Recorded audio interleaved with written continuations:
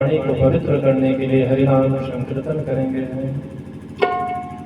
भजन श्याम सुंदर का जो करते रहेंगे, जो करते रहेंगे, तो संसार सागर से करते रहेंगे। भजन श्याम सुंदर का करते रहेंगे,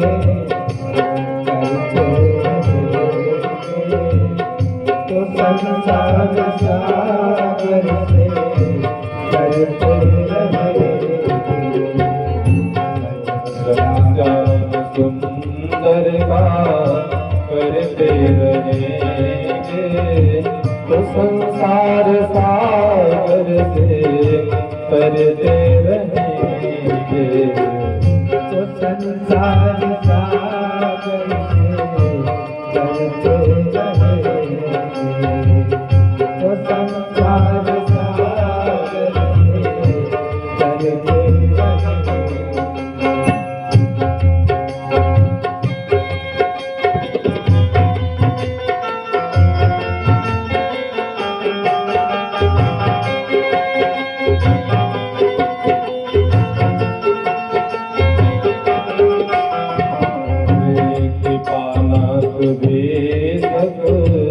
मिलेंगे किसी दिन सके, जो सत्संग पथ से गुजरते रहेंगे, जो सत्संग पथ से गुजरते रहेंगे। भजन श्याम सुंदर का जो करते रहेंगे, तो संसार सागर से करते रहेंगे, तो संसार सागर से करते रहेंगे, तो संसार सागर से करते रहेंगे।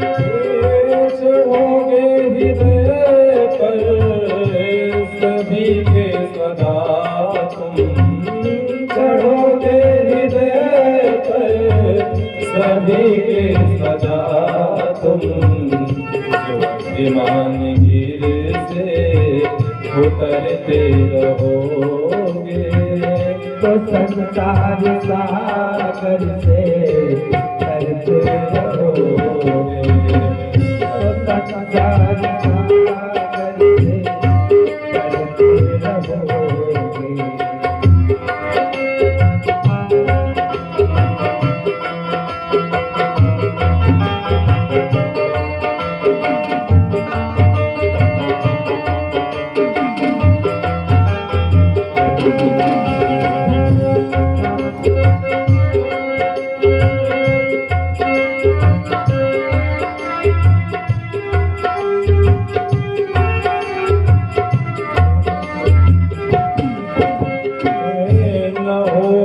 कभी क्लेश मन को तुम्हारे, न होगा कभी क्लेश मन को तुम्हारे, न होगा कभी क्लेश मन को तुम्हारे, जो अपनी बड़ाई से डरते रहोगे, जो अपनी बड़ाई से डरते रहोगे, जो अपनी बड़ाई से डरते रहोगे।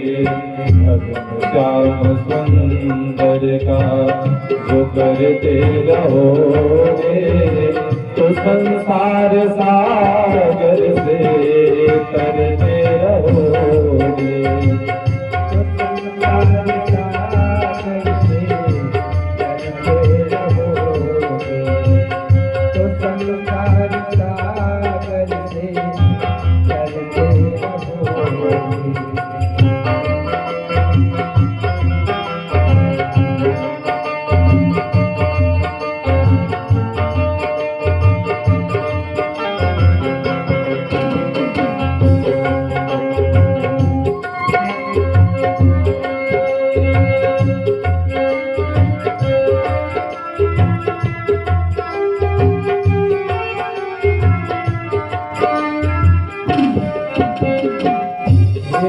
छलक ही पड़ेगा दया सिंधु का दिल, छलक ही पड़ेगा दया सिंधु का दिल, छलक ही पड़ेगा दया सिंधु का दिल। बिंदु से रोज भरते रहोगे, बिंदु से रोज भरते रहोगे तो संसार सागर से तरते रहोगे। संसार सागर से तरते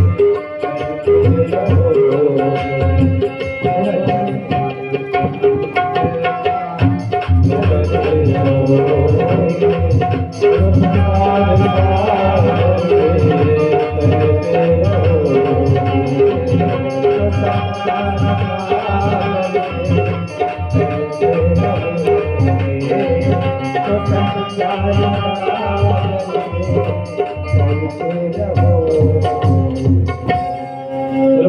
कृष्ण भगवान की जय।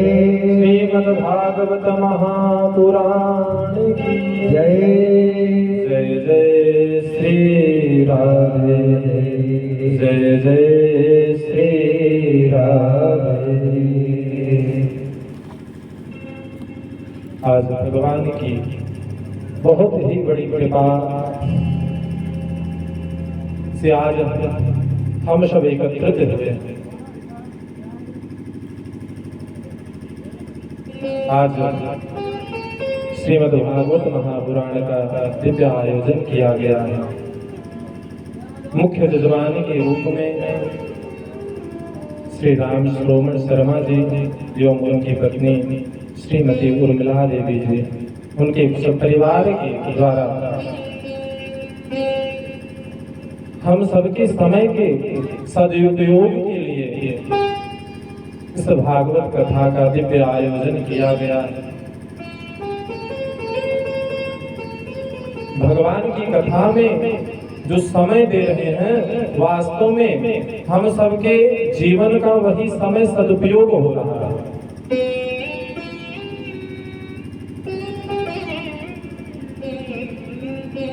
भगवान की कथा में जो समय हम सब देते हैं, उसी समय का सदुपयोग हो रहा है। आखिर मानिए कि अभी यहाँ कथा का आयोजन ना हुआ होता तो हम कहीं ना कहीं होते तो, और जब कहीं होते तो किसी ना किसी कार्य में संलग्न होते। हमारी कानों में आवाज तो जाती होती, पर यह भगवान की कथा नहीं सुनते। कहीं किसी की बुराई हो रही होती तो कहीं किसी की चुगली हो रही होती। पर यह हमारा समय का सदुपयोग है। हमारे दरोगा साहब ने इस दिव्य आयोजन से हम सबके जीवन के यह जो दिव्य समय है, जो यह 7 दिन का हमें समय मिला है, इसका पूर्णतः सदुपयोग करने हैं। सदुपयोग करने के लिए हमें समय प्राप्त हुआ है। भगवान की बड़ी कृपा है।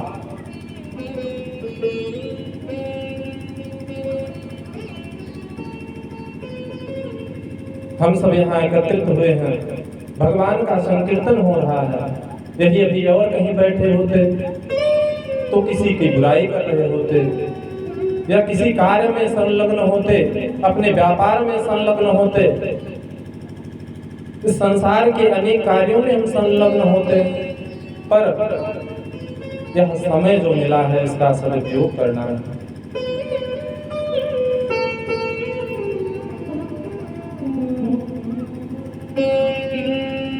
7 दिन में जो हमें 3 से 4 घंटे का समय मिल रहा है, इसमें हम सब बैठ करके अपने समय का सदुपयोग करें। अब आप सब कहेंगे कि महाराज क्या 7 दिन में से 3-4 घंटे में हमारा समय बदल सकता है क्या? तो बड़ा सुंदर भाव है। एक महिला किसी दुकानदार के पास गई, बढ़िया जब फोटो खिंचाना होता था पहले तो बढ़िया कितना सुंदर सज करके लोग जाया करते थे। आजकल तो भैया घर घर में कैमरा हो गया है, आदमी हर कार्य करते हुए एक फोटो ले लिया जा रहा है। पर पहले का समय होता था जब फोटो खिंचवानी होती तो बढ़िया आदमी हर व्यक्ति अपना श्रृंगार करता और श्रृंगार करने के बाद उस दुकानदार के पास जाता और तब फोटो खींचती। तो ऐसे एक महिला सुंदर सज संवर कर जब फोटोग्राफर की दुकान पर पहुंची तो उसने कहा कि महाराज हमारी एक सुंदर फोटो ले लीजिए। और जैसा मैं कह रही हूं वैसे ही फोटो लेनी है। दुकानदार ने कहा कि अरे माताजी मेरे हिसाब से ले लीजिए। पर महिला ने कहा नहीं, जैसा मैं कह रही हूं वैसी ही फोटो आनी चाहिए। दुकानदार भी विवश, दुकानदार ने फोटो खींच ली। और जब दूसरे दिन उस महिला ने दुकान पर पहुंची, जब देखा कि फोटो जब देखी तो वह क्रोध में आ गई। कैसी फोटो खींच दी आपने, मेरी सुंदर फोटो को बिगाड़ दिया। दुकानदार कहा अरे माताजी मेरी बात तो सुनो। पर महिला एक बात ना सुनी। दुकानदार ने कहा एक बार हमारे हिसाब से फोटो खिंचवाइए, फिर देखिए आप कितनी सुंदर फोटो आती है।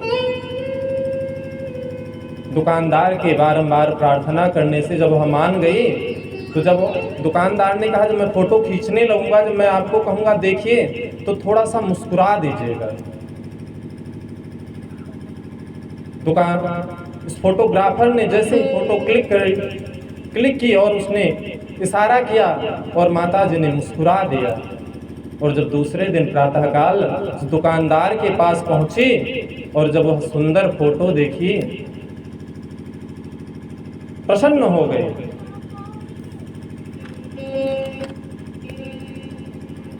दुकानदार ने कहा माताजी फोटो तो कल भी सुंदर आ सकती थी, पर आपने मेरी सुनी ही कहाँ। कल भी मैं ही फोटो खींच रहा था, आज भी मैंने फोटो खींची, पर कल की फोटो बिगड़ गई, आज की फोटो संवर गई। इसलिए 2 सेकंड के मुस्कुराने से वह फोटो आजीवन जब तक हम देखेंगे तब तक वही प्रसन्नचित सदैव वह मुस्कुराती हुई छवि दिखाई पड़ेगी। तो मानिए कि 2 सेकंड के मुस्कुराने से जब हमारी फोटो संवर सकती है, हमारे फोटो पर जीवन भर जब तक वह रहेगी तब तक मुस्कान बनी रह सकती है, तो हमारे पास तो 7 दिन है। 7 दिन में हम अपना समय सदुपयोग क्यों नहीं कर सकते हैं?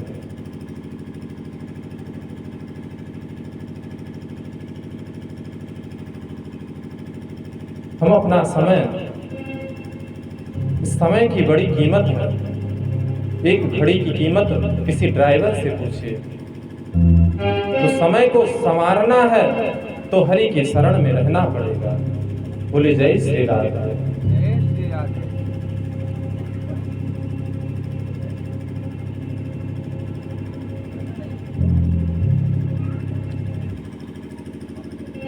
हम सब श्रीमद् भागवत महापुराण किसे कहते हैं और इसको अब समझते हैं।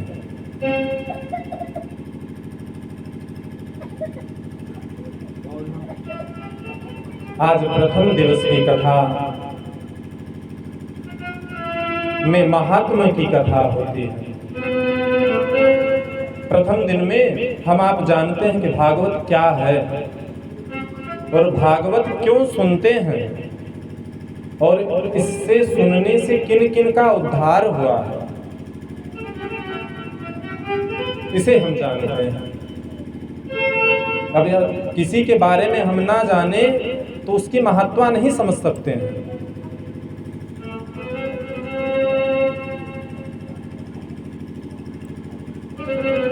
श्रीमद् भागवत, श्री का मतलब होता है लक्ष्मी, राधा, शक्ति, आह्लादनी, हमारी प्राण प्रिया श्री राधा रानी। मद का अर्थ होता है पूर्ण और एक मद का अर्थ होता है नशा। लोग कहते हैं मद में आ गया, तो श्री के मद में, अपनी आह्लादनी श्री राधा रानी के मद में से भरने वाली इस कथा को ही हम अपने जीवन को कृतार्थ करें। श्री के मद से भरने वाली इस कथा से जो श्री जी के चरणों का आश्रय ले लेते हैं, उन्हीं का जीवन संवर जाता है। तो जब हम श्री जी का आश्रय लेंगे तो क्या होगा? तो भागवत में 4 वर्ण हैं। भा से भक्ति प्राप्त होती है और गा से ज्ञान की प्राप्ति होती है और वा से जब ज्ञान आएगा तो हमारे अंदर स्वतः वैराग्य उत्पन्न हो जाएगा और जब वैराग्य होगा तब सब चीज हम सब त्याग करके वानप्रस्थ हो जाएंगे। भगवान की तरफ इस सांसारिक मोह को छोड़ करके भगवान के चरणों में, भगवान इस कथा में हमारे गोविंद के चरणों में हमारा स्नेह हो जाएगा। इस सांसारिक मोहों को छोड़ करके हम भगवान श्री कृष्ण के चरणों में, श्री जी के चरणों में अपना समय व्यतीत करेंगे। और पुराण का अर्थ होता है पुरा अपि इति स पुराणम, पुरा भावा सा पुराणम।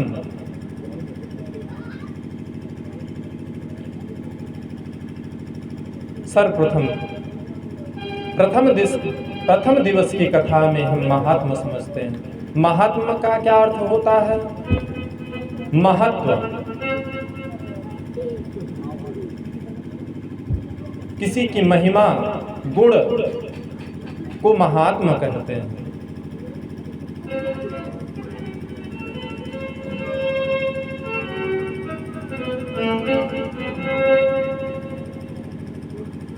जैसे हम किसी के बारे में जानते ना हो तो उसके बारे में स्नेह नहीं हो सकता है। कोई सभा हो और कोई बड़ा व्यक्ति, कोई बहुत बड़ा साधु संत आकर के बैठा हो, हम उसके बारे में ना जानते हो तो उसे ऐसे उसकी तरफ देखते भी नहीं। पर वही कोई बता दे कि अरे महाराज जी आए हैं, बड़े वाले महाराज जी हैं, तो देखिए सारे लोग दंडवत आओ भगत करने लगते हैं। तो उनका महात्मा जान लिया तो बिना जाने किसी चीज की हम उसकी परिनिष्ठा नहीं कर सकते हैं। उनके गुण स्वभाव आदि के विषय में जान लेना ही महात्मा है। जाने बिनु न होय परदेसी,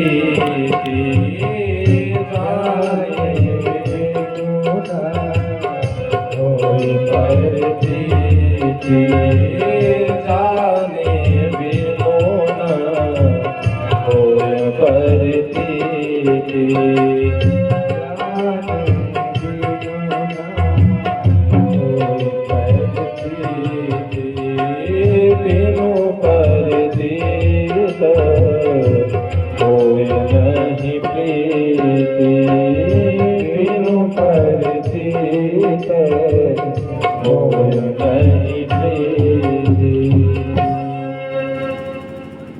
एक उदाहरण के तौर से समझते हैं। जैसे कि एक वृक्ष की लकड़ी है, दो लकड़ियां ले आए और एक लकड़ी को हवन कुंड में लगा दें और दूसरी लकड़ी को चूल्हे में लगा दें। दोनों बना वस्तुतः राख, पर जो महात्मा हवन कुंड की राख को हम देंगे वह चूल्हे की राख को नहीं दे सकते हैं। दोनों जली, दोनों राख हुई, पर हम उस हवन कुंड के राख को महात्मा देते हैं। चूल्हे की राख से तो बर्तन धुला जाता है और हवन कुंड के राख को किसी संत महात्मा विरक्त के मस्तक पर धारण किया जाता है। यह लकड़ी वही शरीर रूपी है। वासना के बर्तन को सदैव मांजने के लिए सत्संग रूपी हवन में अपने आप को जलाना पड़ेगा। यदि किसी संत महात्मा भक्त जन के माथे पर सुशोभित होना है तो सांसारिक वासना को त्याग करके हवन कुंड में सत्संग में जलना पड़ेगा। अब कहाँ जलना है वह हमको तय करना है कि चूल्हे में जलना है कि हवन कुंड में जलना है। तो महात्मा, इसलिए सर्वप्रथम प्रथम दिन की कथा में हम महात्मा सुनते हैं। अब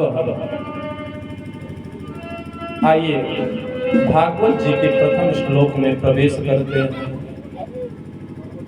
सच्चिदानंद रूपाय विश्वोत्पत्त्यादि हेतवे तापत्रय विनाशाय श्री कृष्णाय वयं नमः।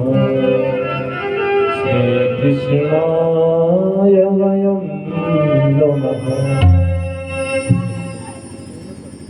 भगवान का स्वरूप कैसा है?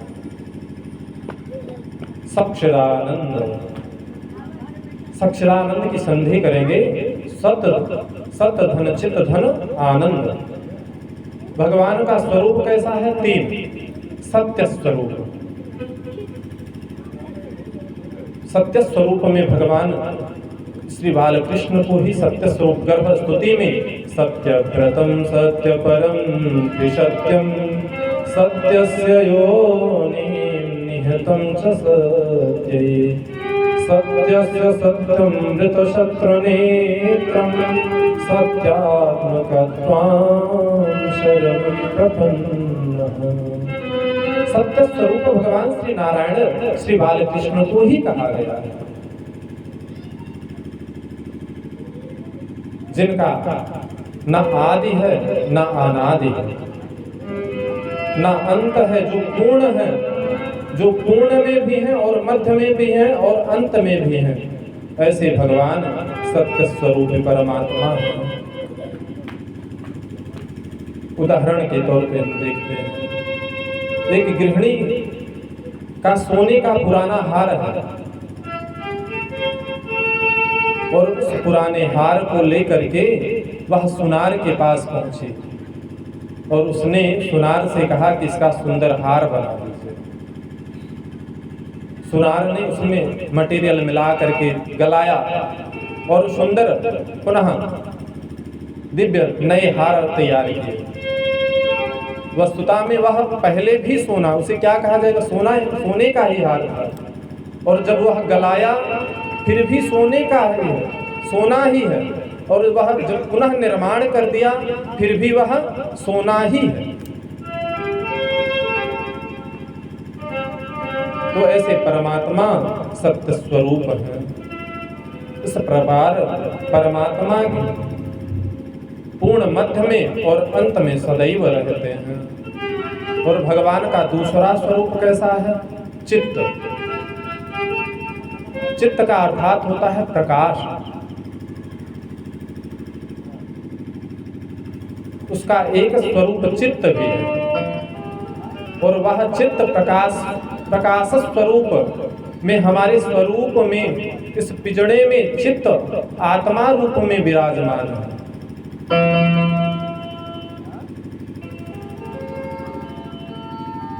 मानिए कि हमारा यह शरीर छूट जाए तो हमारे अपने ही इसको कहते हैं भैया चला गया, चला गया। एक महात्मा जा रहे थे, महात्मा देखे भैया कौन चला गया। महात्मा आए, भैया पूछे कौन चला गया। परिजनों ने, जिसका जो पद था, जो पत्नी थी, पुत्र था, पिता था, सभी ने कहा कि भैया चले गए। संत ने कहा कहाँ चले गए, शरीर तो यही है, जैसा शरीर था वैसे ही है। भाई कुछ कम हुआ? नहीं हुआ। जैसा स्वरूप था, जैसे शरीर था, जैसा रंग था वैसा ही है, तो चला क्या गया? यह चित्त स्वरूपी प्राण इसे छोड़ करके चला गया। ईश्वर अंश जीव अविनाशी, चेतन अमल सहज सुख राशि। ईश्वर का अंश है जीव। जब शरीर से चित्त निकल जाता है तो संसार से हमारी पूछ समाप्त हो जाती है।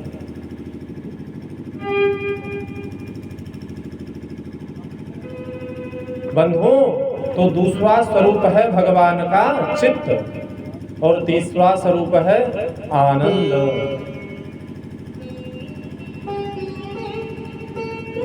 आनंद के दो अलग अलग शब्द हैं, एक भौतिक है और एक आध्यात्मिक है। सांसारिक सुखों को भोगने के लिए भौतिक सुख प्राप्त होता है। अभी हम कहीं सुंदर रेस्टोरेंट में जाएं या किसी तीर्थ में जाएं या कहीं सुंदर उत्सव में जाएं, उसके बाद यही कहते हैं बड़ा आनंद आ गया। पर कुछ क्षण के बाद पूछा जाए भैया वह आनंद कहाँ गया, दूसरे चीज में फिर लग जाएगा कि वह दूसरे आनंद की खोज में लग जाएगा। पर आध्यात्मिक आनंद में जब हम प्रवेश करते हैं तो इस संसार के सभी भौतिक सुखों को छोड़ करके उस परमानंद में प्राप्त हो जाते हैं।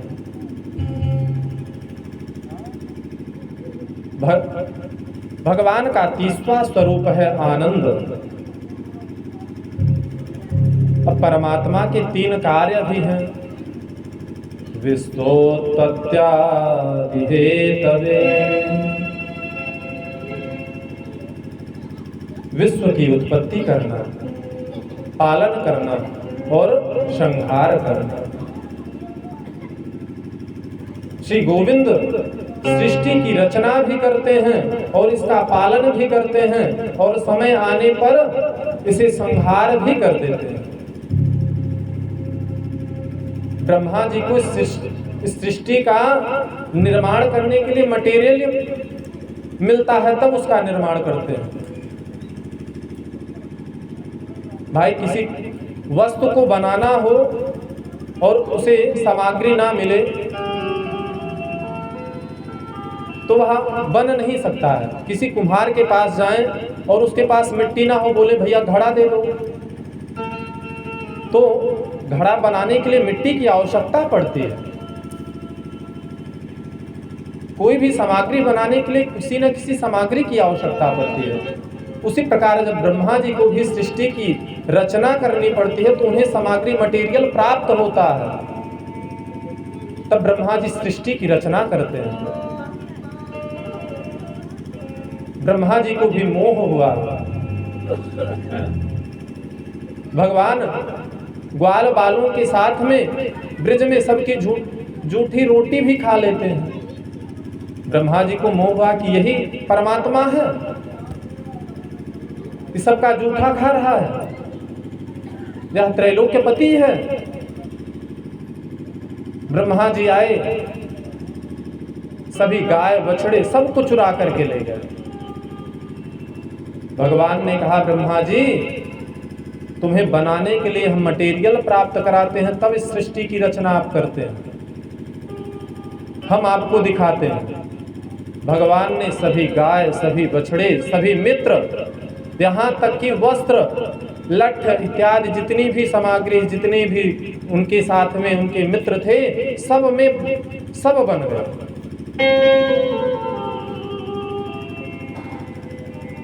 तो भगवान समय समय पर इस सृष्टि की रचना करते हैं, पालन करते हैं और संहार करते हैं।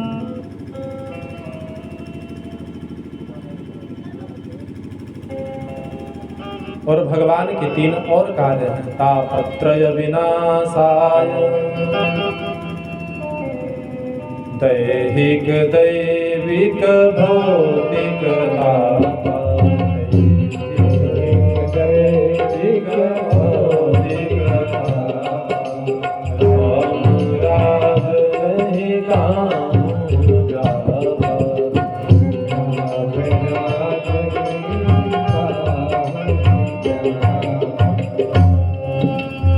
बंधु 3 प्रकार का ताप होता है।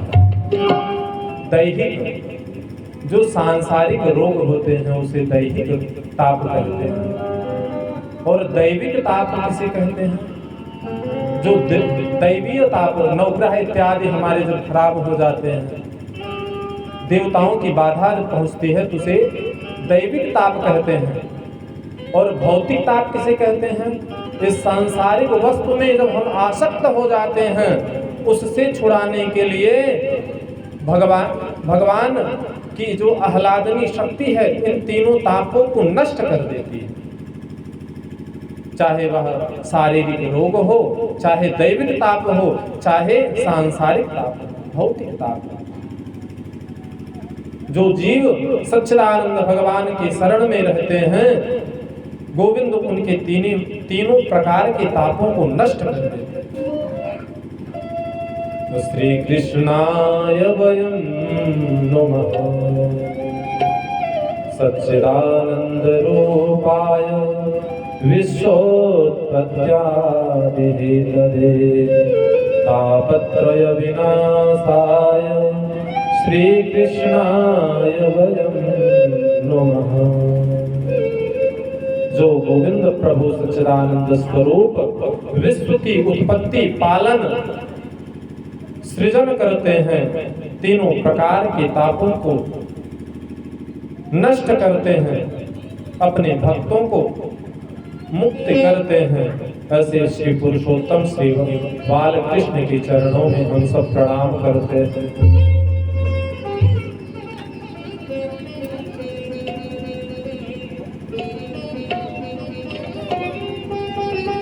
अब सूत और शौनकादि संवाद के द्वारा इस महात्मा के बारे में सुनते हैं। हम सब नैमिष तीर्थ में पहुंचते हैं अपने मन को लेकर के, जहां पर 88,000 ऋषि मुनि महात्मा एकत्रित हुए। 88,000 ऋषि मुनि महात्मा सब हजारों वर्ष श्रेष्ठ हैं, ज्ञानी हैं, पर सूत जी महाराज को बिठा करके सबने पूजन और यज्ञ के बाद प्रश्न किया, तीर्थम तीर्थ वर नैमिष विख्यात,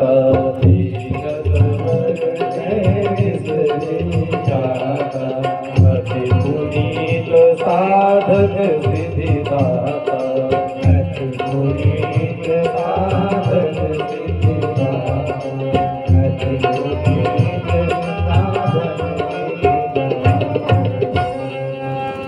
नैमिष क्षेत्र में शौनकादि ऋषियों ने सूत जी महाराज को एक सुंदर आसन प्रदान किया और सभी ने प्रश्न किया, आज्ञानं पात्र विध्वंस कोटि सूर्य समप्रभ, शोतक्षाहि कथा सारं मम कर्णरसायनम् मम कर्णरसायनम्। हे सूतदेव महाराज, आप ज्ञान और अज्ञान के अंधकार को नष्ट करने के लिए करोड़ों सूर्यों के समान हैं। हे सूतदेव महाराज, भक्ति ज्ञान वैराग्य कैसे प्राप्त करें? वैष्णव लोग इस माया मोह से अपना पीछा कैसे छुड़ाते हैं? और इस कलिकाल में सब आसुरी स्वभाव के हो जा रहे हैं, इससे कैसे बचें? और विविध क्लेशों से बचने के लिए क्या उपाय किया जाए? श्रेयसां यद्यवेक्ष्यन्यः पावनानां च पावनम् कृष्णं प्राप्तिकरं शाश्वत साधनं तद्यदाधुना।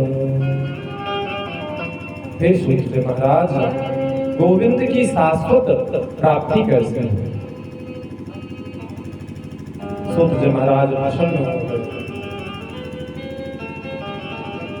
सूतदेव महाराज प्रसन्न होकर के कहने लगे, आपने समस्त जगत के कल्याण के लिए बहुत सुंदर प्रश्न किया। वास्तविक में बंधुओं, हमें गोविंद के चरणों में, गुरु के चरणों में बैठ करके सांसारिक प्रश्न करने ही नहीं चाहिए। गोविंद की प्राप्ति कैसे हो? भगवान के प्रति हमारा स्नेह कैसे हो? गुरु के चरणों में हमारा स्नेह कैसे हो? अपने पितरों के प्रति स्नेह कैसे हो? ऐसे प्रश्न करना चाहिए। हमारे गुरु महाराज कहा करते थे, अन्न का कण और संत का क्षण कभी व्यर्थ नहीं करना चाहिए।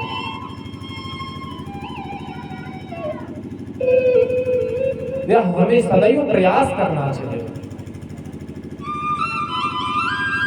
चिंतामणिर्लोक सुखम सुरद्रो स्वर्ग संपदाम् प्रयच्छन्ति गुरु प्रेतो वैकुंठम योगि दुर्लभम्। चिंतामणि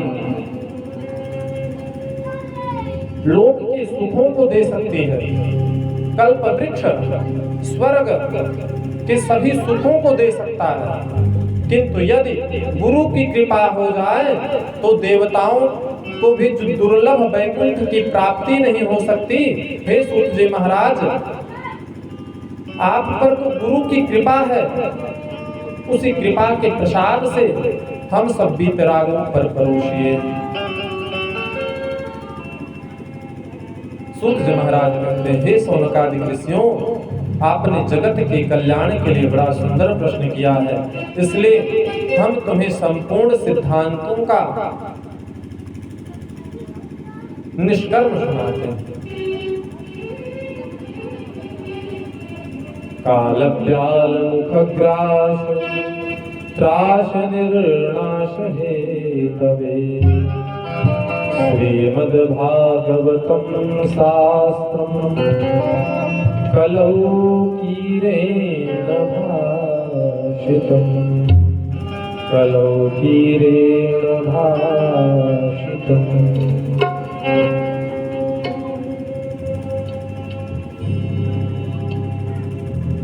श्री सुखदेव जी इस कलयुग में काल रूपी अजगर से बचने के लिए श्रीमद्भागवत महापुराण कथा को परोसा था, जिसे मैं आपको सुनाता हूं। कालव्याल मुखग्रास, हम सब जो सांसारिक जीव हैं, एक लाइन लगा करके अजगर के पीछे सभी लोग लाइन लगा करके खड़े हैं कि हमारा नंबर कब आवे और कब उस अजगर के मुंह में हम चले जाएंगे। महाराज कहेंगे, आप सब कहेंगे कि भैया हम लाइन लगा के कहाँ खड़े हैं।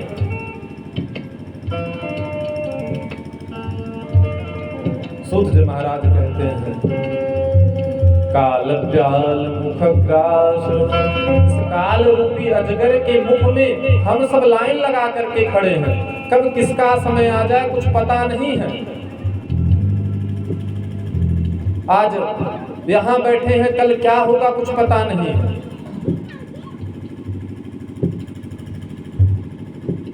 इसलिए सूत जी महाराज कहते हैं जो सुखदेव जी इस काल रूपी अजगर से बचने के लिए श्रीमद् भागवत महापुराण परोसा है, वह सब मैं आपको सुनाता हूँ। जो देवताओं को भी बड़ा दुर्लभ है। सुधा कुंभे गृहीत देव देवतस्तेव समागमम्, जो देवताओं को भी सुलभ नहीं है। जब सुखदेव जी महाराज राजा परीक्षित को कथा सुना रहे थे, सभी देवताओं ने अमृत का कलश लेकर के आए। तो सुखदेव महाराज ने कहा कि राजा परीक्षित, आपको कथा अमृत पीना है या अमृत पीना है? राजा परीक्षित ने कहा महाराज दोनों में फर्क क्या है?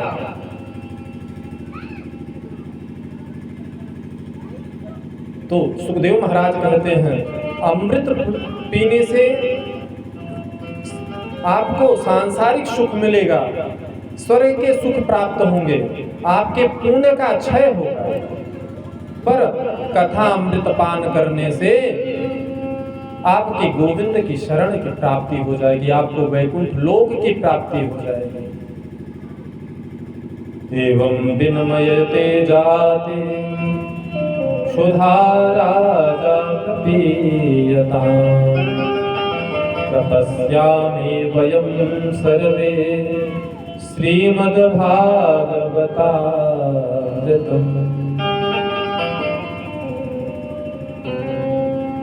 देवताओं ने कहा महाराज यहाँ अमृत का कलश ले लीजिए, राजा परीक्षित को पिला दीजिए, उन्हें अमृत तो हो जाएगा और उसके बदले मुझे कथा अमृत का रसपान करा दीजिए। सुखदेव महाराज ने देवताओं को डांटते हुए कहा क्वा स्वधा क्वा क्वथा लोके क्व कांचा स्वमणिर्महं ब्रह्मरातोक्ष विचारणैव तदा देवान् जहाशः। सुखदेव महाराज कहते हैं कहाँ तुम्हारा सुधामृत और कहाँ ये हमारा कथामृत? कांच और मणि की तुलना कभी हो सकती है?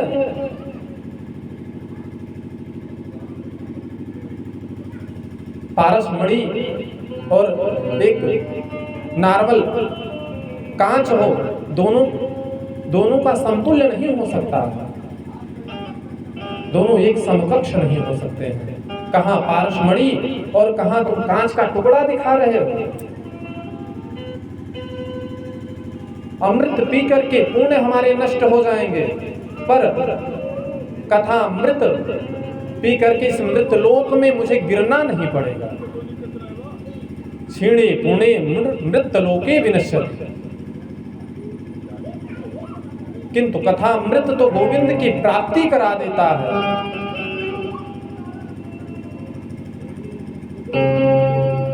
अच्छा बंधु, ध्यान देने की बात है कि जब समुद्र मंथन हुआ तो अमृत का कलश निकला, किंतु आज तक वह अमृत उतना ही क्यों? भाई कोई कुछ निकला है, जब उसमें से यूज होगा तो थोड़ा बहुत तो कम होगा, पर वह कभी कम ही नहीं होता।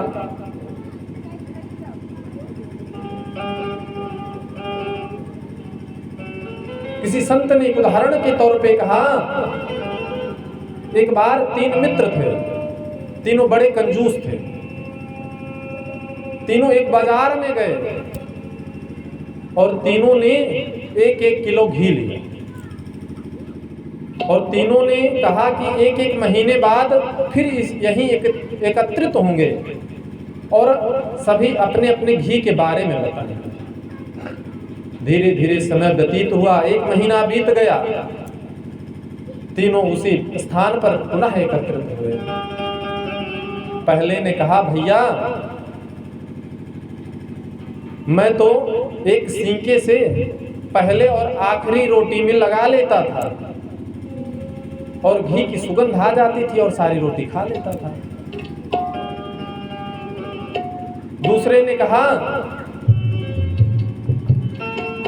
भैया मैं एक सीके से घी को ऐसे उस पर टपका देता था और घी की महक आ जाती थी, मैं खा लेता था। तीसरे ने कहा, भैया मैं घी के उस बोतल को रोटी पर घिसता था और ढक्कन खोल कर रख देता था और उस डिब्बे से सुंदर महक आती थी, उससे मैं सारी रोटी खाता और मुझे महक, इसलिए मेरा तो एक भी नहीं खत्म हुआ। उसी प्रकार से देवता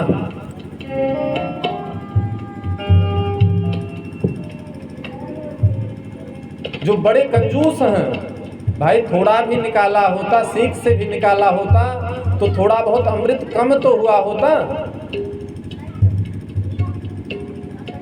आज कथा अमृत पीने के लिए अमृत का कलश लेकर के सुखदेव महाराज के पास पहुंचे। अभक्तस्याय विज्ञानम नादतौ सा कथामृतम् श्रीमद्भागवती वार्ता सुराणामपि दुर्लभम्। यह श्रीमद्भागवत कथा देवताओं को भी दुर्लभ है। श्री सुखदेव जी ने अभक्त समझ करके देवताओं को फटकार करके कथा का दान नहीं दिया और सबको भेज दिया। देवता वहां से रुष्ट होकर के ब्रह्मा जी के पास जा पहुंचे और ब्रह्मा जी से शिकायत की कि महाराज सुखदेव जी ने हमें कथामृत नहीं पान कराया, उसके बदले में अमृत प्रदान कर रहा था, फिर भी कथामृत नहीं पान किए। ब्रह्मा जी ने कहा, भाई 7 दिन व्यतीत हो जाने दीजिए, पहले राजा परीक्षित का हाल तो देखिए, उस कथामृत से कुछ होता है कि नहीं। 7 दिन व्यतीत हुआ और महाराज परीक्षित को दिव्य लोक की प्राप्ति हुई। ब्रह्मा जी का भी सर चकरा गया और ब्रह्मा जी सत्यलोक गए और वहां तराजू बांधी और इस सांसारिक सभी ग्रंथों को एक पलड़े पर रखा और दूसरे पलड़े पर श्रीमद् भागवत महापुराण को रखा। लघुस्तानानि जातानि गौरवेणाय महत् तथां दिशगणाः सर्वे विस्मयं परमं ययुः। लघुस्थान जातानि, सबने देखा कि भागवत जी का पलड़ा झुक गया और वेद वेदांतों का पलड़ा उठ गया।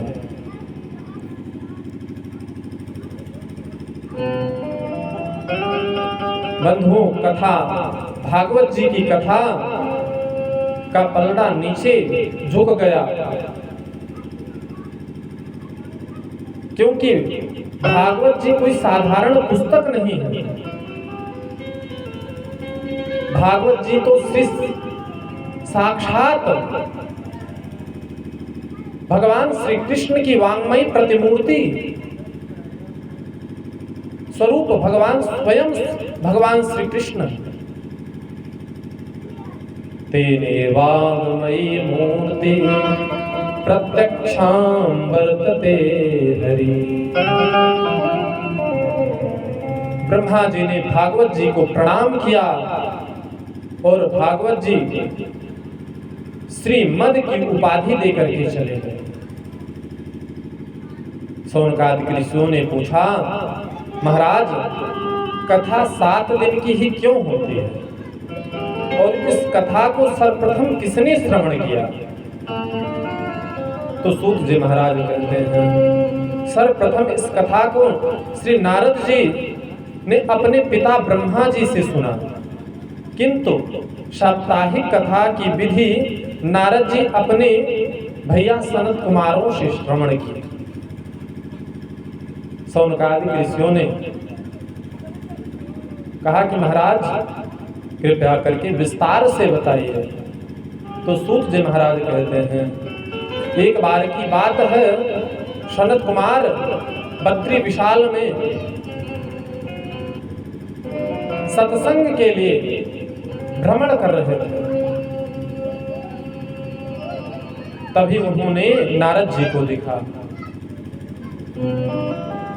प्रसन्न हो गए कि नारद जी मिल गए हैं, भगवान की चर्चा होगी, जिनका जीवन ही कथा मात्रैक जीवनम, जिनका जीवन ही कथा है, सदैव हरि नाम संकीर्तन में भगवान के सत्संग में लगे रहते हैं। नारद जी को देखा, प्रसन्न हो गए। एकदा हि विशालायां चत्वारा ऋषयोन्मलान् सत्संगार्थाय समायातं तदृशो तत्र नारदः। तो सनत कुमारों ने नारद जी से को देखते ही प्रश्न किया, कथं ब्रह्मण्यदीनमुखः कुतश्चिन्तातुरो भवान् त्वरितं गम्यते कुत्र कुतस्यां गम्यतास्तव। कथं ब्रह्मण्यदीनमुखः, क्या कारण है? कुतश्चिन्तातुरो भवान्, जो सदैव भगवान नाम संकीर्तन करता रहता है, आज ऐसा लग रहा है जैसा कोई ठग आकर के आपको ठग करके लेके चला गया हो, जैसे किसी कंजूस का कोई धन अपहरण करके ले गया हो, वह दुखित हो जाता है। उसी प्रकार आज आपका मन खिन्न दिखाई पड़ रहा है, बड़े चिंता में है। क्या कारण है? संतों का तो परम धन है हरि नाम संकीर्तन, भगवान नाम भी सर्वप्रथम उनका धन है। संतों के पास क्या है? कोई धन है उनके पास तो भगवान नाम का, हरि नाम संकीर्तन का धन है। हमारो धन राधा श्री राधा श्री राधा, हमारो धन राधा श्री राधा श्री राधा, हमारो धन राधा श्री राधा श्री राधा, परम धन राधा राधा राधा राधा राधा,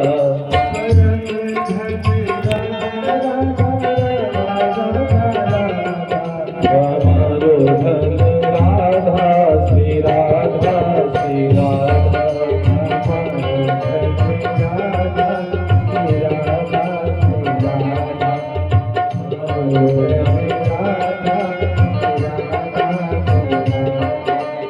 संतों का धन राधा श्री राधा श्री राधा, हमारो धन राधा श्री राधा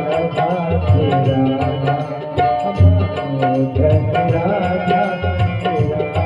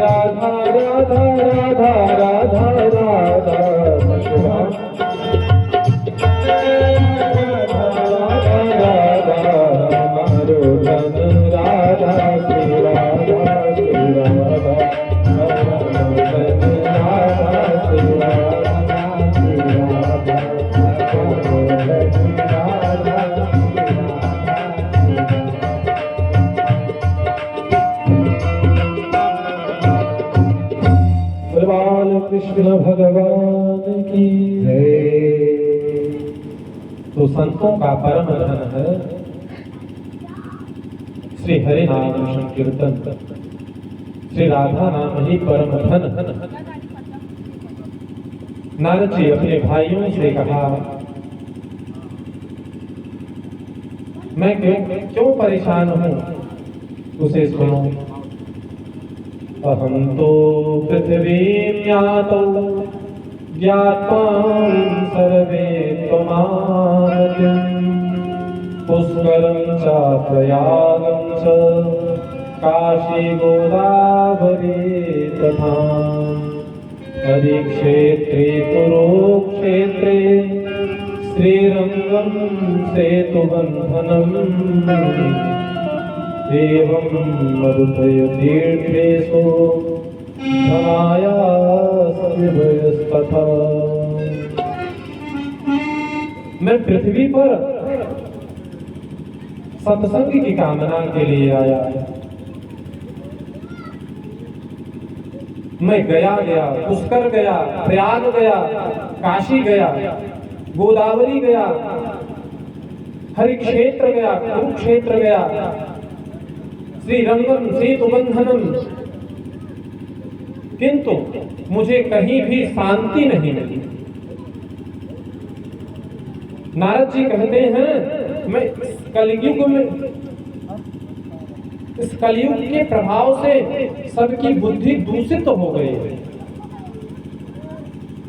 मंदः सुमंदमतयो मंदभाग्याहुतवृत, पाखंडविरतां संतो विरक्तो स्वपरिग्रह।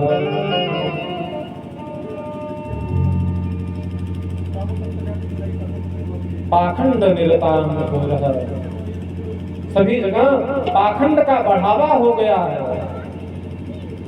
कोई किसी का सम्मान नहीं करता, जो जैसे दिखता है वैसा होता नहीं। एक ने पूछा कि भैया सुंदर बड़ा सा आश्रम किसका है? भक्तों ने जवाब दिया, महाराज त्यागी महाराज का। आगे बढ़े, कहीं से शोर आ रहा था। पूछा कि भैया किसका आश्रम है, कहां से शोर आ रही है? सभी ने कहा भैया ब्रह्मचारी जी के यहाँ से आ रहा, मौनी महाराज के यहाँ से आ रहा। और आगे बढ़े, बहुत सारे बच्चे दिखाई पड़ रहे थे। पूछे भैया किसके बच्चे हैं? तो उत्तर आया कि हम ब्रह्मचारी जी के बच्चे हैं। तो ऐसा पाखंड फैला हुआ है। पाखंड निरताम घोरः, परिग्रहाः, यह ग्रह सबको ग्रसित कर लिया है। पाखंड रूपी ग्रह सबको ग्रसित कर लिया, कोई नहीं बचा।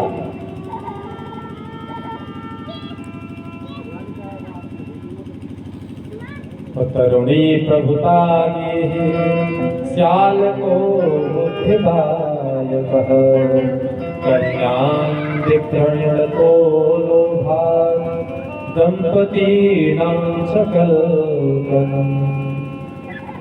घर में नई बहू का चल रहा है और सलाह के लिए ससुराल से साले साहब को बुलाया जाता है। कोई कार्यक्रम हो तो मालिक कौन है? तो साले साहब। अरे बुद्धिमान है, बुलाइए, अच्छी बात है, पर छोटी सी बातों के लिए घर में थोड़ी थोड़ी बातों पर मायके से बुला लीजिए, यह अच्छी बात नहीं। और कन्यां विक्रयणतो लोभात् दंपतीनां सकलकलम्।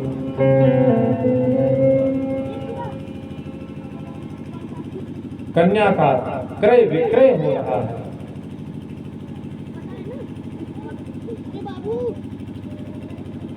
आजकल समधी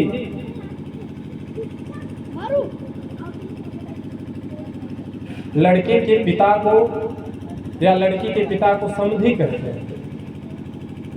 समधि का मतलब होता है समबुद्धि। जब दो व्यक्तियों के मिल जाए उसे समधि कहते हैं। पर आजकल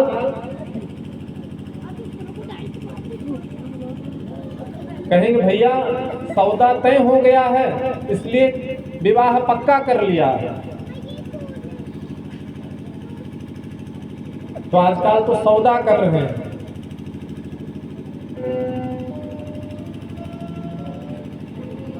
तो समधि बनी जो जिसकी समबुद्धि हो वही समधि है।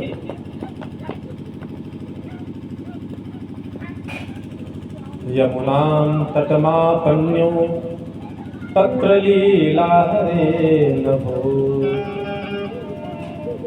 नारद जी कहते हैं कि यह सब देखते हुए महाराज जब कहीं शांति नहीं मिली तो मैंने मन में विचार किया कि भगवान की लीला स्थली पर चले तो हो सकता है वहां मुझे शांति मिल जाए। मैं घूमते घूमते जब वृंदावन पहुंचा तो तत आश्चर्यमया दृष्ट श्रूयतां तन्मुनीश्वरः। एकदा तु तरुणी तत्र निष्णानान्तमानसः।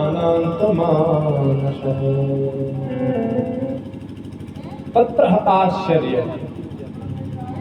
मैं एक आश्चर्य देखा कि यमुना तट पर एक युवती रुदन कर रही थी और उसके पास दो वृद्ध पुरुष अचेता अवस्था में पड़े हुए और सैकड़ों देवियां उन्हें पंखा कर रही थी। अब महिलाओं के बीच में जाना उचित नहीं समझा, मन में विचार कर ही रहा था, तभी उन्होंने पुकार किया, भो भो साधो क्षणं तिष्ठ मच्चिन्तामापि नाशनं दर्शनं तव लोकस्य सर्वसार्थहरं परम्। भो भो साधु क्षणं तिष्ठ, हे साधु रुकिए, मम चिंता विनाशनम्, हमारी इस चिंता को नष्ट करिए।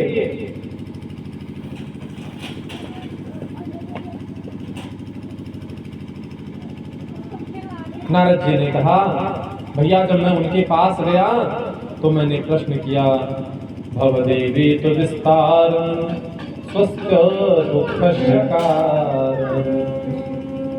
हे देवी अपने दुख का कारण विस्तार से बताइए, मैं उसका निस्तारण करूंगा। तो उस देवी ने कहा, अहम भक्तिर्तिख्यातम् इमां मे तनयो मतो ज्ञान वैराग्य नामानो कालयोगेन जर्जरो। महाराज मैं भक्ति हूँ और जो यह दो वृद्ध पुरुष दिखाई पड़ रहे हैं जो लेटे हैं अचेतावस्था में, यह दोनों मेरे पुत्र हैं, ज्ञान और वैराग्य, जो कलयुग के प्रभाव से वृद्ध हो गए और उत्पन्नां द्रविणां ह्याशं वृद्ध कर्कशजये गता कच्युता चित्त महाराष्ट्रे गुर्जरे जीर्णतां गतम्। मैं भक्ति महारानी,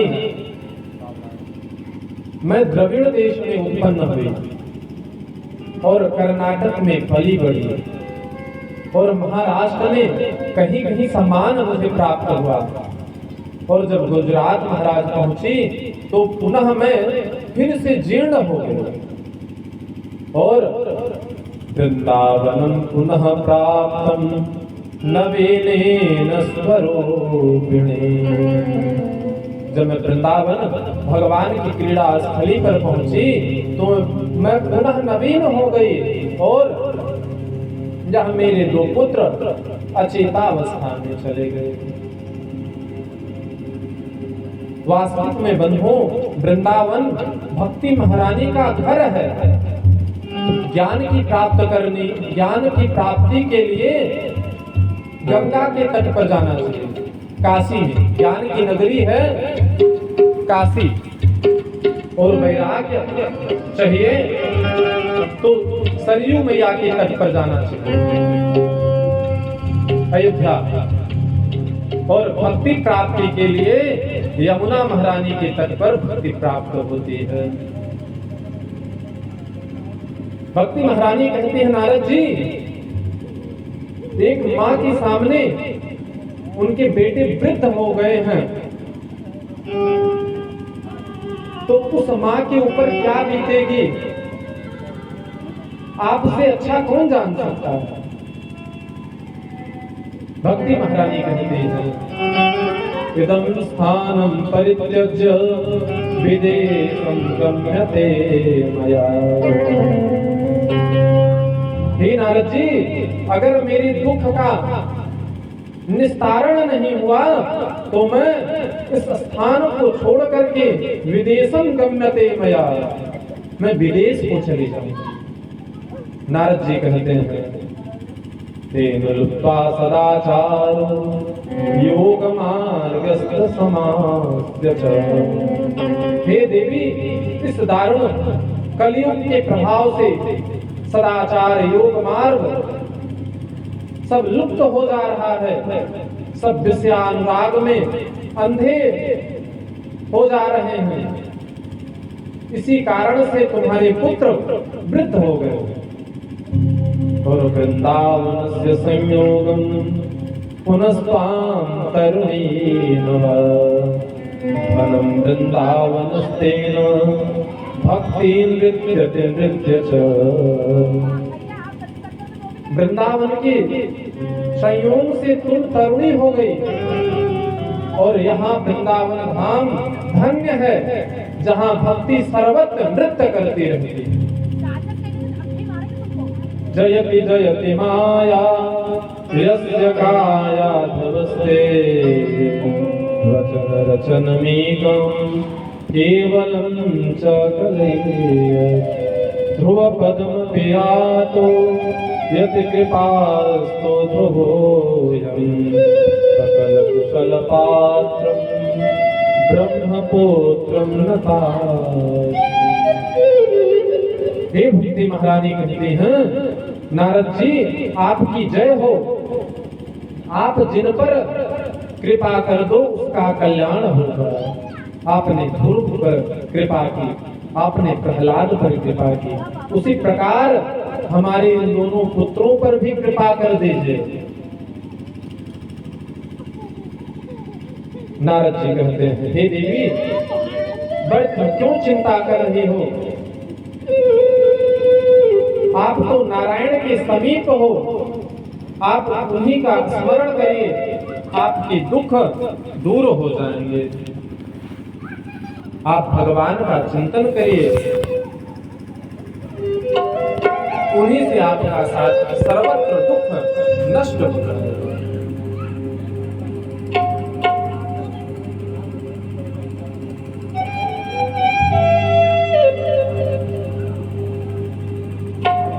ब्रज के नंद लाला राधा जी की सांवरिया,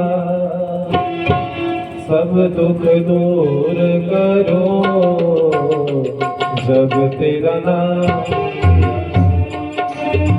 ब्रज के लाला राधा जी की सांवरिया, सब दुख दूर जब तेरा नाम।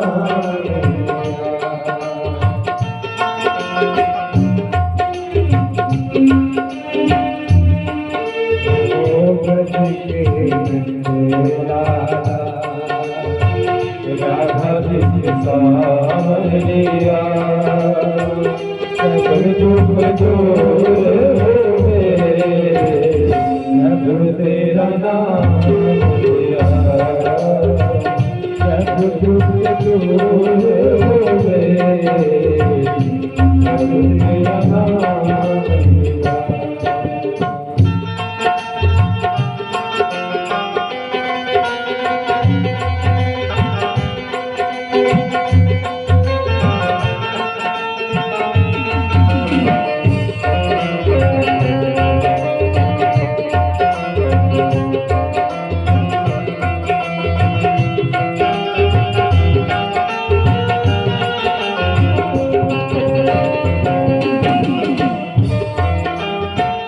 मेरा पुकारे तुम्हें गिरधर गोपाला, मेरा पुकारे तुम्हें गिरधर गोपाला,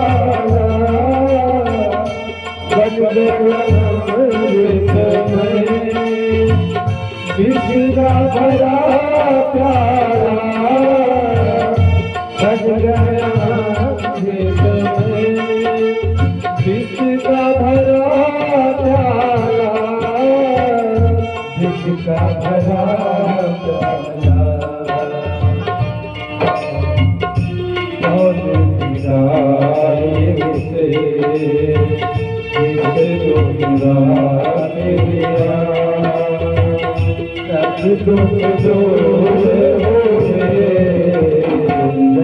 तेरा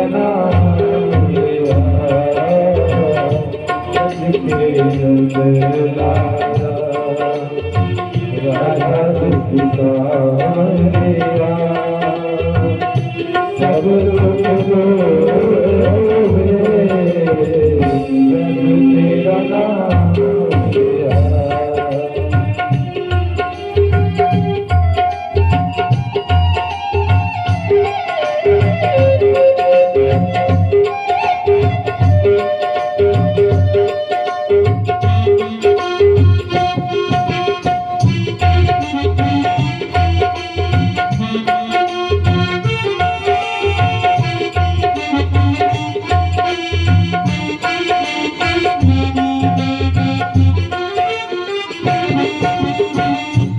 जब तेरे गोकुल में आई विपदा धारी,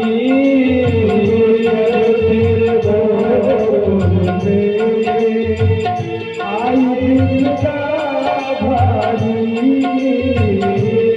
जब तेरे गोकुल में आई विपदा धारी, जब तेरे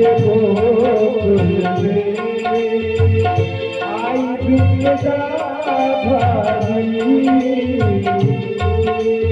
सारे पे सारी विपदा कारी,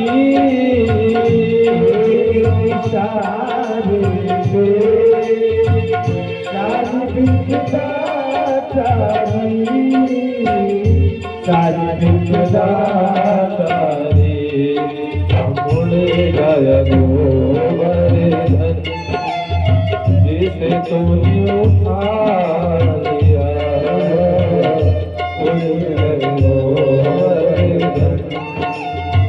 जिसे तूने उठा लिया, जब तुम दूर हुए जब तेरा नाम लिया,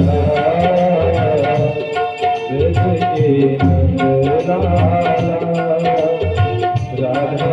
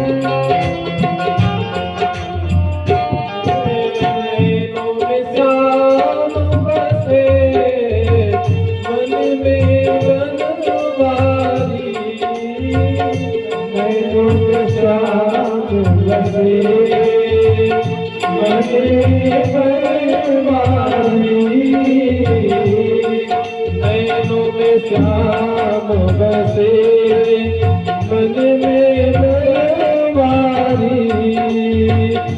नैनों में श्याम बसे मन में वाली तुझ बिसराय गई बुरी की धुन कारी तुझ बिसराय गई बुरी की धुन कारी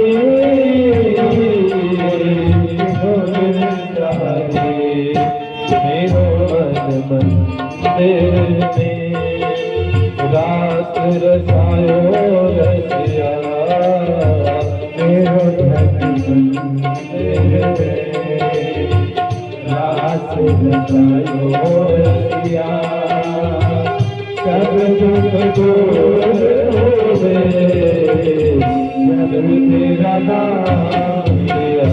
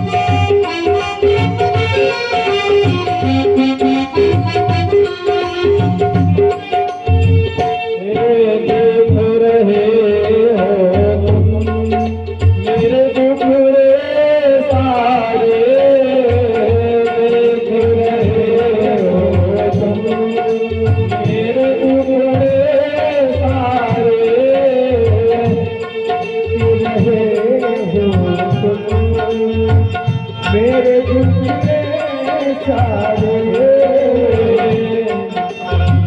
मेरे दुखड़े सारे सब दर्शन दोगे मेरी अखियों तारे सब दर्शन दोगे मेरी आँखों के तारे मेरी आँखों के तारे अदर पूरी ली है कांधे पे सावरिया अदर पूरी घर कांधे पे सावरिया सब दुख दूर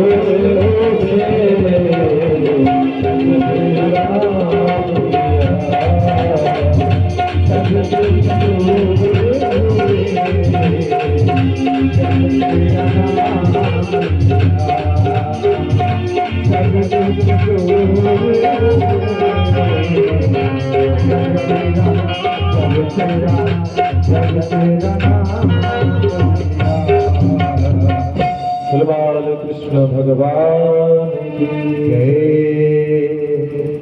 वेद वेदांत धूवश्चः गीता पाठे नारद जी कहते हैं भैया मैंने वेद वेदांत गीता जी के सभी पुराणों का पाठ किया और जब तक मैं पाठ करता तब तक थोड़ी बहुत अचेता अवस्था आती और जैसे ही पाठ बंद होता वैसे ही मूर्छित हो जाता। वास्तव में बंधु हम सब की भी यही स्थिति है। जब तक हम कथा सत्संग में बैठते हैं, गुरु के शरण में बैठते हैं, तब तक तो हमारे भी ज्ञान वैराग्य की खूब वृद्धि होती है। ऐसा लगता है इस बार से तो मैं बस कंठी माला पकड़ ही लूंगा। पर जैसे ही सत्संग पंडाल से बाहर निकले, गुरु की सानिध्यता से बाहर निकले, सब बिसर गए। जैसे शमशान में जावे उस समय कितना वैराग्य उत्पन्न होता है। सबको यही आना है, पर जैसे ही घर पर आए इस सांसारिक रूप व्यवस्थाओं में सब व्यस्त हो जाते हैं, सारा वैराग्य लुप्त हो गया। नारद जी कहते हैं भैया तभी देववाणी हुई, एतं तदर्थु सत्कर्मा सुरेशात्मा समाचर। हे नारद जी सत्कर्म करो। तब से मैं वही सबसे पूछ रहा हूं, सत्कर्म किसे कहते हैं? बड़े बड़े ऋषि मुनि महात्माओं के पास गया कि भैया सत्कर्म क्या है? कोई तो अपनी अपनी इज्जत बचाने के लिए अपने शिष्यों को बता दिया कि नारद जी आ रहे हैं, बता दो मौन में बैठे। कोई कोई तो अपना आश्रम ही छोड़ करके भाग गए, और कोई कोई नारद जी से कहने लगे महाराज आप इतने बड़े, स्वतः इतने बड़े डॉक्टर हैं, तो आप दूसरे का इलाज करते हैं, मैं आपको कैसे बताऊं कि सत्कर्म क्या है? अब भैया आप ही बताइए कि सत्कर्म किसे कहेंगे? मां चिंताय गुरुदेव ऋषि हर्षे चित्ते समावह, उपायाया सुखा सिंधो तत्र वर्तते पूर्वे वही। हे देवर श्री आप चिंता ना करो, उनके उद्धार का मैं सरल उपाय बताता हूं। आकाशवाणी ने जो सत्कर्म का संकेत किया था वह द्रव्य यज्ञान, तपो यज्ञान, योग यज्ञान तथा परे साध्य यज्ञान यज्ञस्य ते तो कर्म विसूचकः। द्रव्य यज्ञ, तप यज्ञ, योग यज्ञ, स्वाध्याय यज्ञ, ज्ञान यज्ञ करिए।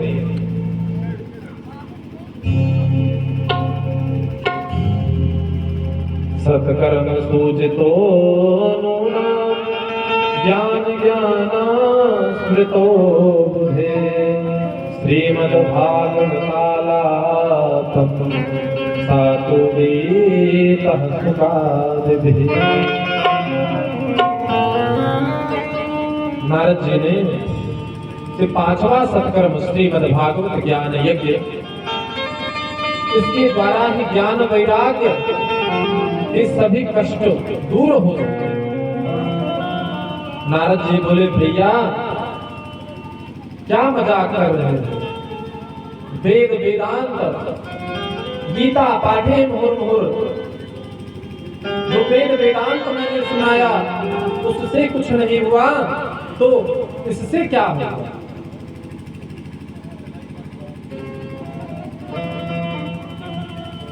वेद रूपी वृक्ष का फल ही तो है श्रीमद् भागवत महापुराण। संत कुमार कहते हैं भैया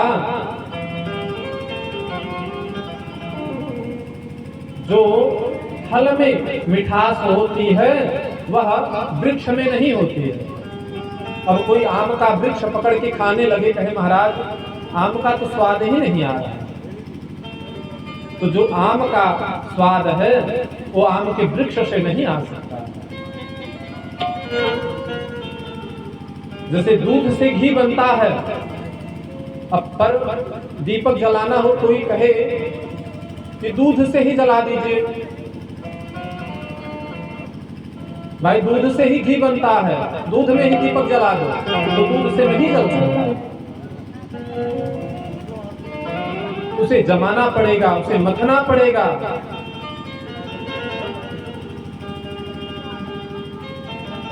तब जाकर के घी तैयार होगा, तब जाकर के वहां दीपक जलेगा।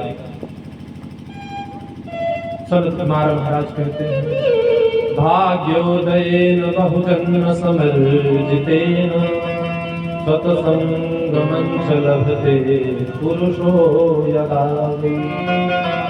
अज्ञान हेतु कृत मोह मदंधकार नासं विधाहि तदभूजयते विवेकः। एक जन्म नहीं, कई जन्मों का जब पुण्य उदित होता है, तब आप जैसे महापुरुषों के मुख से श्रीमद् भागवत कथा का, संग का श्रवण करने का लाभ प्राप्त होता है। बाबा तुलसीदास बिनु सत्संग विवेक हो, बिनु सत्संग विवेक हो, बिनु सत्संग विवेक हो, सत्संग विवेक राम कृपा बिनु सुलभ सो, बिनु सत्संग विवेक होई, बिनु सत्संग विवेक होई, राम कृपा बिनु सुलभ सोई, राम कृपा बिनु सुलभ सोई। बिना सत्संग के विवेक नहीं प्राप्त हो सकता। सत्संग की प्राप्ति से गोविंद की प्राप्ति नहीं हो सकती। जब हम सत्संग करेंगे तब हमारे अंदर ज्ञान होगा, जब ज्ञान होगा तभी वैराग्य उत्पन्न होगा।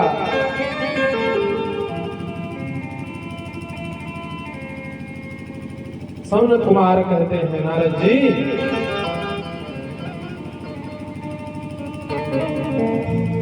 मैं आपको कथा का रसपान कराऊंगा,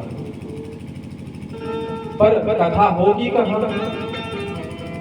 भाई कथा के लिए कोई सुंदर स्थान होना चाहिए। तो सनत कुमार महाराज कहते हैं कि अभी चर्चा तो बद्री विशाल में हो रही है और ज्ञान वैराग्य वृंदावन में अचेतावस्था में पड़े हैं। अब वृंदावन से बद्री विशाल गाने में तो काफी समय लग जाएगा और काफी ऊंचाई पर है। तो सनत कुमारों ने कहा कि हरिद्वार में कथा का आयोजन किया जाए। शृणोनाद भिक्षामो विनम्रो विवेकः, गंगा द्वारे समीपे तो तटमंदयनाकम्।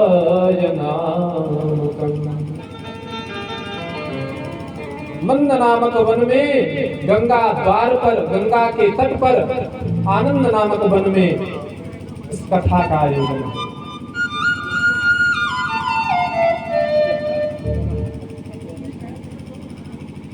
तो जो ऊपर जो संत समाज हैं, जो संत वृंद ऊपर कंदराओं में समाधिस्थ हैं, वह नीचे थोड़ा सा उतर आएंगे और जो वृंदावन में हैं वह थोड़ा सा आगे जा करके हरिद्वार पहुंच जाएंगे। वस्तुतः में दूरी देखी जाए तो हरिद्वार से जितनी दूरी वृंदावन की है उतनी ही दूरी हरिद्वार से बद्री विशाल की है। तो मध्य में कथा का आयोजन किया कि जो सांसारिक लोग हैं, जो नीचे से पहाड़ पर ज्यादा ना चलना पड़े और जो पहाड़ पर कंदराओं में भगवान का भजन कर रहे हैं, वह सत्संग के लिए थोड़ा सा नीचे उतर आएंगे और जो नीचे हैं वो थोड़ा सा ऊपर चले आएंगे। तो मध्य में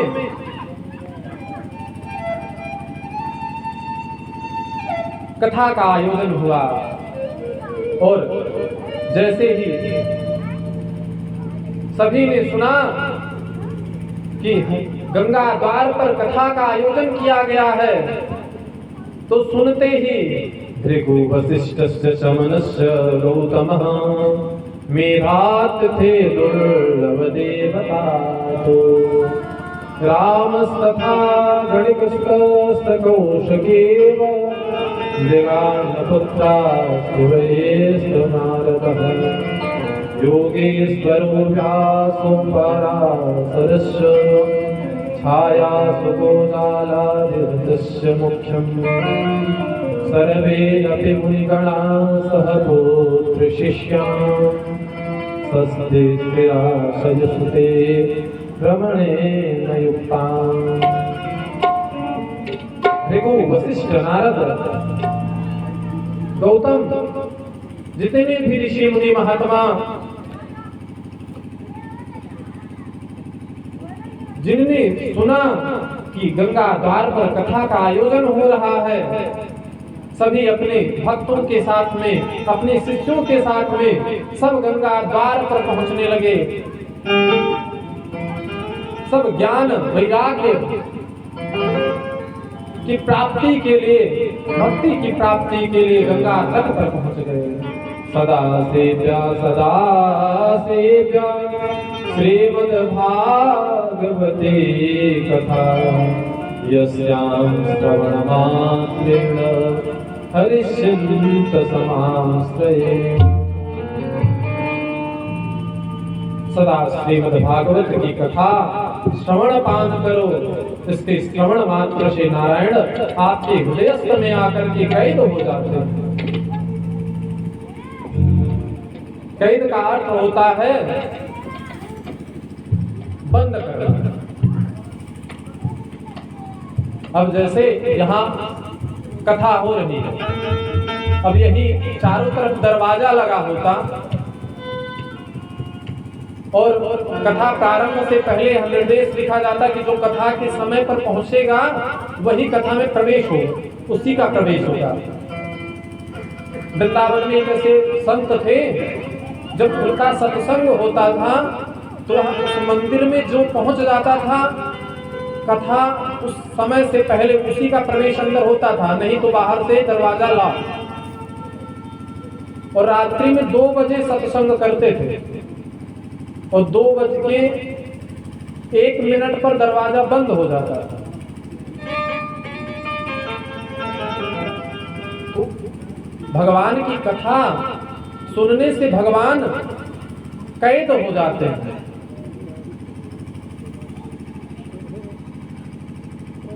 जैसे राजा बलि के महल में गोविंद कैद हो गए कि जिस दरवाजे से आप निकलेंगे, भगवान ने कहा था जिस दरवाजे से आप आएंगे उस पर मैं आपको दर्शन दूंगा। राजा बलि के यहाँ भगवान कैद हो गए। उसी प्रकार जब हम श्रीमद्भागवत महापुराण सप्ताह ज्ञान यज्ञ को श्रवण करेंगे, भक्ति उत्पन्न होगी, तो भगवान आकर के हमारे हृदयस्थ में कैद हो जाएंगे। आजन्म मात्रा मपीयेन किंचित चिंता विधाय सुखशास्त्र कथान पीत्वा चंडाल वक्षफलवेन ततेन नीतं मिथ्या स्वजन्म जननी जनदुःखभाजः। संत कुमार कहते हैं, जो व्यक्ति अपने जीवन में श्रीमद्भागवत कथामृत का रस स्वादन नहीं किया, वह सारा जीवन चांडाल गधे के समान है। वह अपनी माता को प्रसव पीड़ा पहुंचाने के लिए जन्म लिया। सनकादि मुनि कथा श्रवण की महिमा बता ही रहे थे, उसी समय एक आश्चर्य हुआ। भक्ति सुतौ तौ तरुणौ गृहीत्वा प्रेमैकरूपां सहसा विराशि श्री कृष्ण गोविंद हरे मुरारी हे नाथ नारायण वासुदेव नाथेति नामानि मुहुर्वदन्ति। जैसे ही संत कुमार भागवत की महिमा सुना ही रहे थे, उसी समय बड़ा आश्चर्य हुआ। भक्ति महारानी अपने दोनों पुत्रों के साथ में प्रकट हो गई।